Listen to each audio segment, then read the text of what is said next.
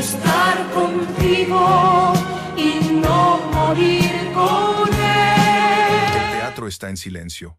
Un foco blanco cae sobre una mujer vestida de negro. Respira hondo. Abre los brazos. La orquesta espera su señal. Esa mujer es Paloma San Basilio. Para millones, un símbolo de elegancia y disciplina. Para otros, la voz que unió copla, pop y musical en un mismo corazón. Pero toda leyenda carga con una noche oscura. En 1985, Europa miró a España con lupa. Eurovisión no perdona. Ni a los inocentes ni a los veteranos. Paloma salió al escenario con una canción que hablaba de finales. La prensa afiló los titulares. Los jurados fueron implacables.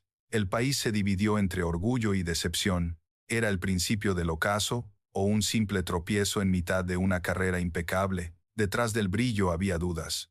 Un mercado feroz. Directivos que exigían fórmulas. Programas que medían la emoción en cifras. Cada nota tenía un precio. Cada silencio. También. Paloma lo sabía. Había estudiado cada gesto frente al espejo. Había domado su respiración para sostener frases imposibles. Sin embargo, aquella noche dejó cicatrices. La televisión repitió imágenes sin compasión. La calle opinó. Los cafés sentenciaron. ¿Cómo se enfrenta una diva a un juicio público tan frío? Lo que vino después no fue una retirada. Fue una decisión. Convertir la herida en motor. Volver a empezar, pero desde otro escenario. El musical. La gran apuesta. La disciplina total. La historia de Paloma no es la de un éxito cómodo. Es la de una mujer que aprendió a caer de pie. Hoy, conocerás la verdad completa. Madrid, finales de los años 50. En un hogar de clase media nace una niña llamada Paloma Cecilia San Basilio Martínez. Su madre, amante de la música clásica, llenaba la casa de arias y coplas. Su padre, un hombre disciplinado, soñaba con una hija universitaria, no con una cantante. Pero desde pequeña, Paloma mostró un talento innato. A los 10 años imitaba voces en las reuniones familiares y sorprendía por su oído absoluto. El destino parecía escrito entre partituras y miradas incrédulas. Estudió en el Colegio de las Esclavas del Sagrado Corazón, donde cantó por primera vez ante un público. No era todavía la diva que llenaría teatros, pero ya sabía que el escenario sería su casa. Terminó el bachillerato, estudió filosofía y letras, y trabajó en la radio. Allí, descubrió la magia del micrófono, y la relación íntima entre palabra y emoción. La radio fue su primer escenario invisible. La España de los 70 comenzaba a abrirse al mundo.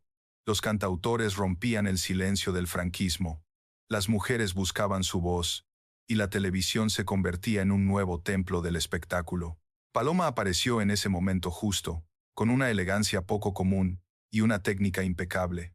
En 1975 lanzó su primer disco, Sombras, y poco a poco conquistó un lugar entre las grandes voces del país. No era una cantante más de moda, era una intérprete que podía pasar de un bolero a un aria, de un tango a un tema pop, sin perder autenticidad.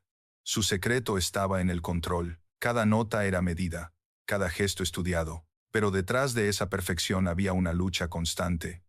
Una mujer que debía demostrar, una y otra vez, que la excelencia también podía ser femenina. El salto definitivo llegó con Evita, cuando los productores del musical buscaban a alguien capaz de sostener el peso emocional del personaje. Todas las miradas se posaron en ella. Nadie imaginaba que esa decisión marcaría un antes y un después. No solo en su carrera, sino en la historia del teatro musical español. 1980 llegó con un nuevo aire. España despertaba de años de censura y miraba hacia la modernidad con hambre de arte.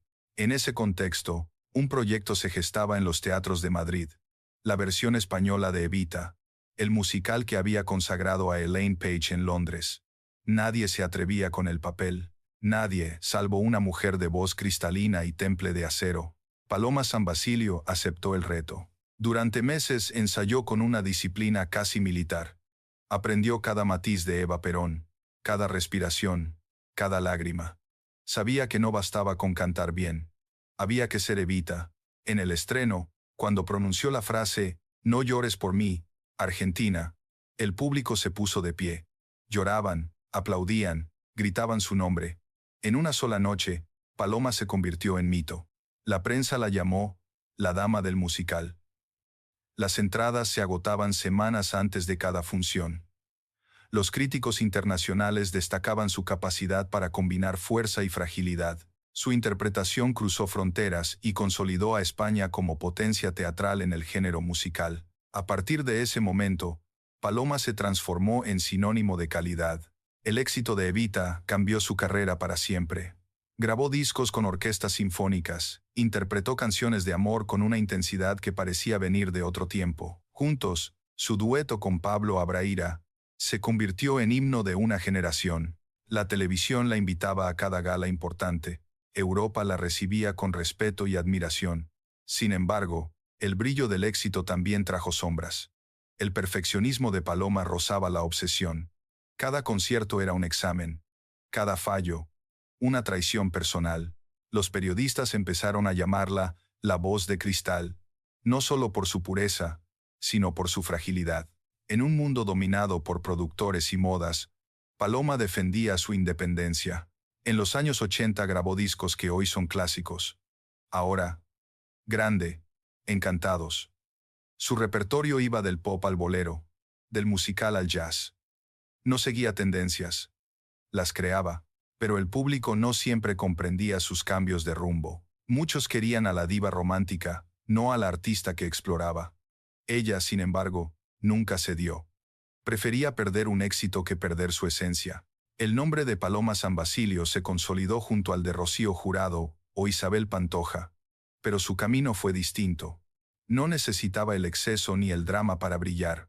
Su poder estaba en la elegancia, en convertir una simple canción en un relato íntimo. Era la antítesis del escándalo, pero el destino, caprichoso, aún tenía giros preparados. 1985.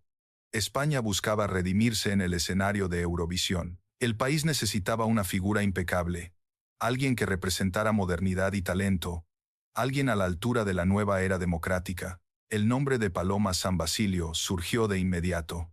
Nadie dudaba de su capacidad vocal ni de su elegancia. Parecía el movimiento perfecto. La canción elegida fue La fiesta terminó. Una balada solemne, con aire melancólico, escrita por Juan Carlos Calderón. Paloma la interpretó con emoción contenida, con ese dominio escénico que solo ella podía lograr. Pero el certamen, celebrado en Gotemburgo, no fue lo que esperaba. El jurado fue frío. Las votaciones, crueles. España quedó en el puesto 14. El público, acostumbrado a verla triunfar, se dividió. Algunos la defendieron como víctima de una injusticia. Otros la acusaron de haber elegido una canción demasiado seria para un festival ligero. La prensa amplificó la derrota. Portadas, titulares, tertulias. Cada gesto suyo fue analizado. Paloma, que siempre había mantenido el control, se vio atrapada en una tormenta mediática. Por primera vez, dudó de sí misma. El orgullo herido convivía con la tristeza. No entendía cómo un escenario que debía ser celebración se había convertido en tribunal. Durante semanas, pensó en retirarse. Pero el silencio no era su lenguaje. Decidió transformarlo en música. Grabó nuevas canciones. Volvió a los teatros. Y se refugió en la interpretación. La fiesta terminó. Dejó de ser una derrota y se convirtió en símbolo de resistencia. Era la prueba de que incluso una diva puede sangrar, puede caer, y aún así, volver a cantar. Ese episodio marcó un antes y un después en su vida. Paloma comprendió que la perfección no garantiza el amor del público. Aprendió que la vulnerabilidad también puede ser una forma de arte. En sus siguientes trabajos, su voz ganó profundidad. Había dolor en cada nota, pero también una serenidad nueva, casi espiritual. Lejos de hundirse, Paloma se reinventó. Amplió su repertorio. Exploró el jazz, el bolero, el teatro lírico. Grabó con orquestas sinfónicas. Actuó en América Latina y conquistó escenarios donde pocos artistas españoles habían llegado. La herida de Eurovisión se cerró, pero la cicatriz quedó como recordatorio de que incluso los más fuertes enfrentan noches sin aplausos. Mientras el público recordaba la caída, ella planeaba su resurrección.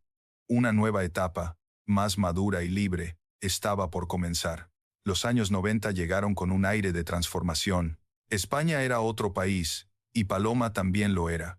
Había pasado de ser la intérprete impecable de los musicales a convertirse en una artista completa, sin etiquetas. El fracaso en Eurovisión se transformó en impulso creativo. Decidió que no volvería a cantar para complacer a nadie, solo para expresar lo que llevaba dentro. En 1991 publicó Grande, un álbum que resumía su fuerza y su sensibilidad. Con ese disco, Paloma demostró que seguía siendo una de las grandes voces de su generación. La crítica la elogió por su capacidad para reinventarse sin perder autenticidad. En esos años, también llegaron las colaboraciones con orquestas sinfónicas y giras internacionales, que consolidaron su prestigio. El público de América Latina la recibió con los brazos abiertos. En México, Argentina y Chile, se llenaban los teatros para escucharla. Su interpretación de Luna de Miel o ¿Por qué me abandonaste? Provocaba ovaciones interminables. En cada país encontraba algo distinto. En unos, nostalgia. En otros, admiración. En todos, respeto. A mediados de la década grabó Nadie como tú, donde su voz alcanzó una madurez sorprendente. Ya no buscaba deslumbrar con agudos imposibles, sino emocionar con cada palabra. Cantaba con la serenidad de quien ha visto el paso del tiempo y ha aprendido a dialogar con él. Esa etapa marcó la transición de la diva al mito. En el plano personal, también encontró equilibrio. Su matrimonio con Nacho Artime, aunque breve, le había dejado una hija, Blanca, que con los años se convertiría en su mayor orgullo. Paloma siempre habló de la maternidad como su papel más exigente y el más gratificante. Le enseñó a ser paciente, a relativizar el ego, a entender que la vida no se mide en aplausos. A pesar del éxito, nunca perdió su cercanía con el público.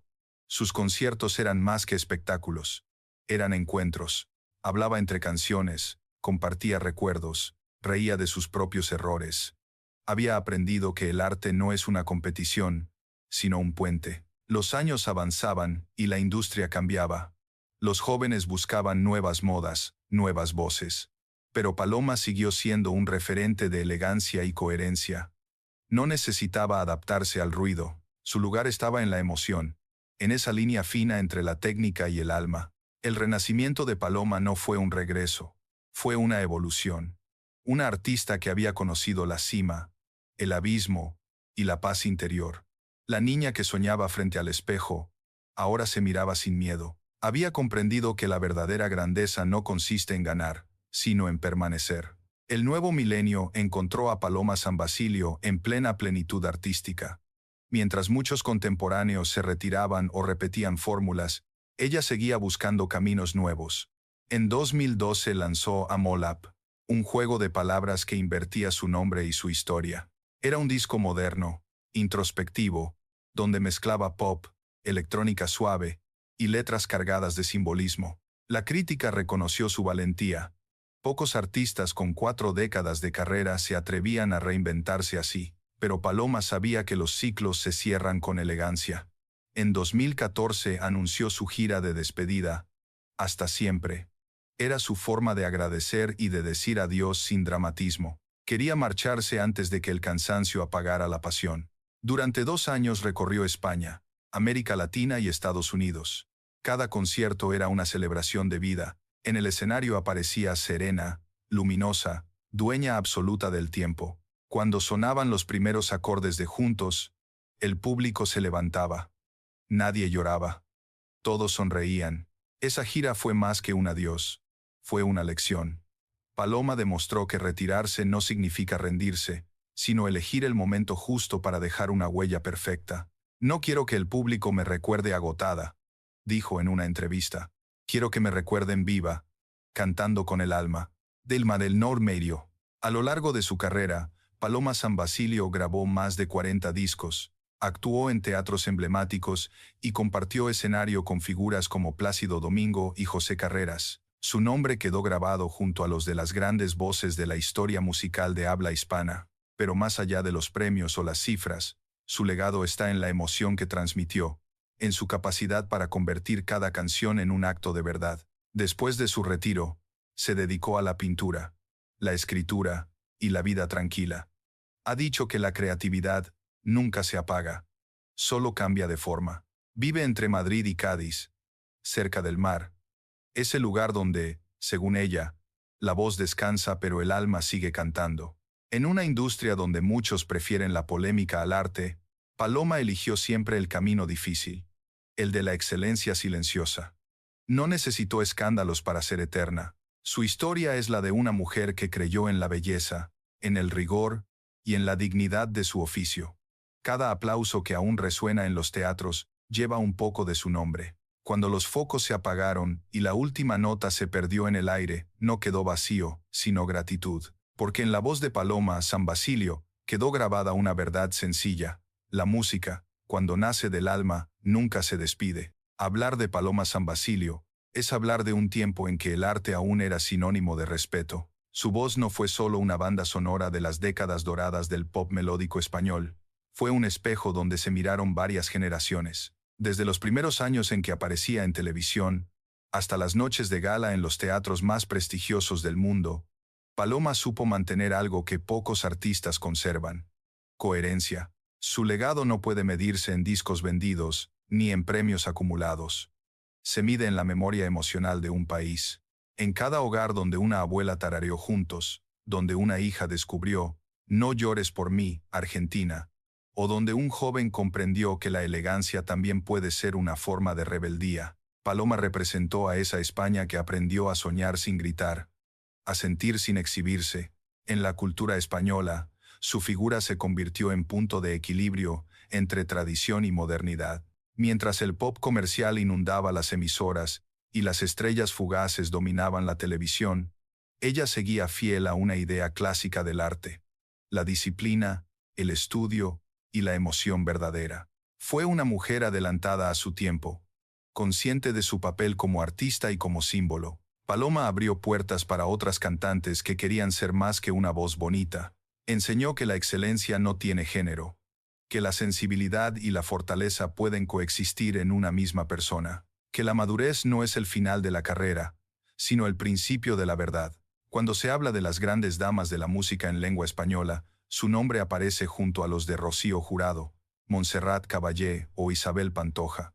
Pero su camino fue distinto. Paloma eligió la serenidad frente al exceso, la emoción contenida frente al drama, el arte frente a la fama. Por eso, incluso en silencio, sigue presente. Hoy, a sus 75 años, Paloma San Basilio no necesita escenarios para brillar. Cada entrevista suya suena a lección de vida. Cada aparición pública recuerda que la dignidad también puede ser noticia. En un mundo que olvida rápido, su figura permanece como una melodía que se niega a desaparecer. Porque las voces verdaderas no se apagan, se transforman. Y la de Paloma seguirá viajando por el tiempo, suave, firme y eterna. Un recordatorio de que la elegancia no pasa de moda, y de que el arte, cuando nace del alma, nunca se despide.